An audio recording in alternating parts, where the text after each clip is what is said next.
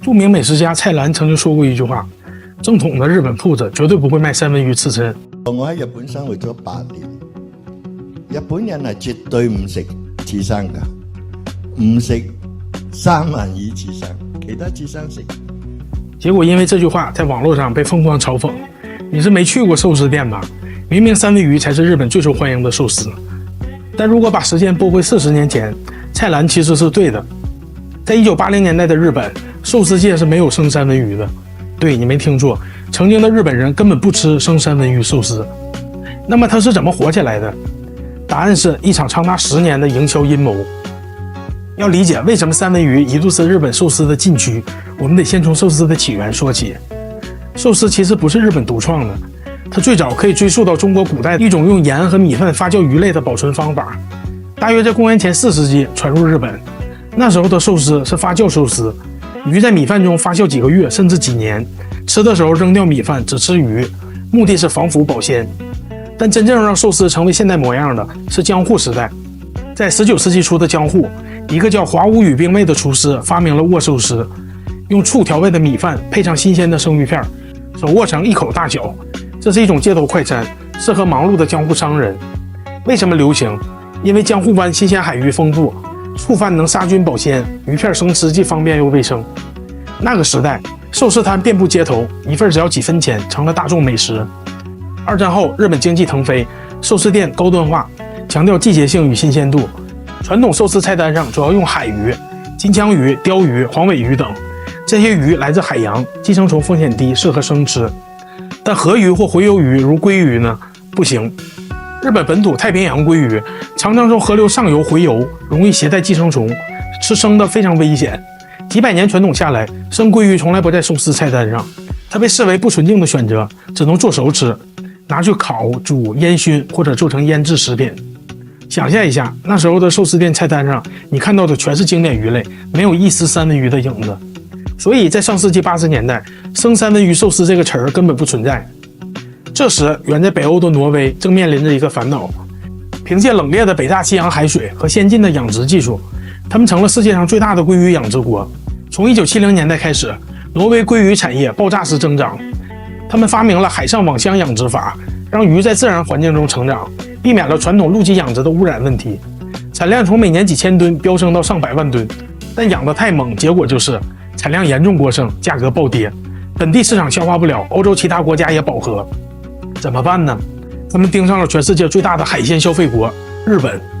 日本人每年吃掉全球海鲜总量的近10%，人均鱼类消费量是世界平均水平的3倍。但问题是，去推销生三文鱼寿司，这就相当于跑到意大利劝他们在披萨上放榴莲。挪威大西洋鲑鱼颜色更粉嫩，脂肪更丰富，但日本人不熟悉，还带着对寄生虫的恐惧。1986年，挪威政府和海产出口局启动了一个雄心勃勃的计划 Project Japan， 目标只有一个，让日本人接受生吃大西洋三文鱼。这不仅仅是卖鱼，更是改造一整个民族的饮食习惯。挪威人砸下重金，据估计整个项目耗资数亿美元，包括广告、研究和推广。他们知道这不是短期促销，而是文化战争。他们靠营销的3板斧，一步步攻克日本市场。第一，安全攻防战。挪威拿出5000吨廉价三文鱼，交给日本食品巨头日冷食品，条件很简单，帮我们宣传大西洋鲑鱼没有寄生虫，安全、健康、高端。为什么安全？因为挪威鲑鱼是养殖的，在控制的环境下生长，寄生虫率几乎为0。他们还资助科学测试，向日本卫生部提交报告，证明这种鱼比本土鲑鱼更适合生吃。这一步花了几年时间，挪威甚至邀请日本专家参观养殖场，亲眼见证纯净海域。2. 俘获厨师。他们请来一批日本寿司名店，送鱼样做示范，展示这鱼的鲜美口感。挪威厨师飞到东京，在高端餐厅里办烹饪工作坊，教寿司师傅如何吃三文鱼。有些勇敢的寿司师傅开始试水，把三文鱼放进菜单，起初叫挪威鲑鱼生鱼片，避免直接挑战传统。但反馈意外的好，顾客爱上了那股奶油般的融化感。到1990年代初，一些连锁店如回转寿司开始普及。3. 洗脑消费者。在日本办试吃会，打广告，直接教育日本人，三文鱼加寿司是完美搭档。广告词把丰腴的口感包装成一种高级享受。他们先是发明了新术语 Saketoro， 让它听起来像日本本土词汇，挪威还赞助电视节目和杂志，潜移默化地植入三文鱼是健康时尚的形象。挑战呢？起初日本消费者抵触太油腻了，不像传统鱼，但挪威不放弃，调整策略，强调营养价值，并与日本的流行文化结合，比如在动漫和明星代言中出现。这一打就是10年，到2000年代初，奇迹发生了，三文鱼寿司从菜单上的异类变成了全日本最受欢迎的寿司之一。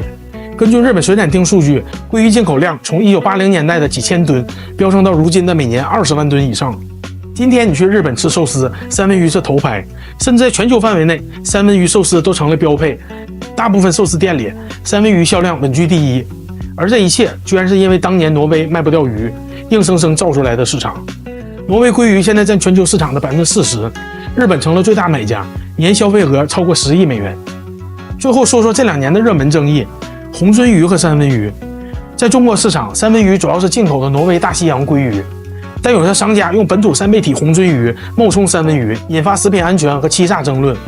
为什么？红鳟鱼是淡水鱼，寄生虫风险比海水三文鱼高，如果不严格处理，生吃可能有隐患。但这不是红鳟鱼本身的错，问题在于监管和透明度。实际上，中国本土红鳟鱼品质优秀，在青海、新疆等高寒地区养殖，水质纯净，饲料天然，肉质鲜美细腻，富含欧米伽3，营养不输进口货。甚至有些高端品种，如青海三文鱼，经过欧盟认证，出口海外。争议源于2018年的一项行业标准，将红鳟归类为三文鱼，引发消费者反弹。大家觉得这是偷换概念，让国产鱼借进口标签涨价。有趣的是，就在大家争论国产鱼好还是进口鱼好的同时，如今的日本寿司和海鲜市场其实已经高度依赖中国进口。日本每年进口的海鲜中，中国是最大来源国之一，比如鳗鱼。日本消费的80%以上的鳗鱼苗和成品都来自中国福建和广东的养殖场。因为日本本土资源枯竭，养殖成本高，中国鳗鱼质量稳定，价格实惠，已经占领了日本烤鳗鱼和寿司菜单的半壁江山。其他鱼类如虾、贝类和部分金枪鱼也大量从中国进口。日本人甚至开玩笑说，没有中国海鲜，日本料理就停摆了。这不就是挪威三文鱼故事的翻版吗？挪威人用营销征服日本，中国红鳟鱼有类似潜力。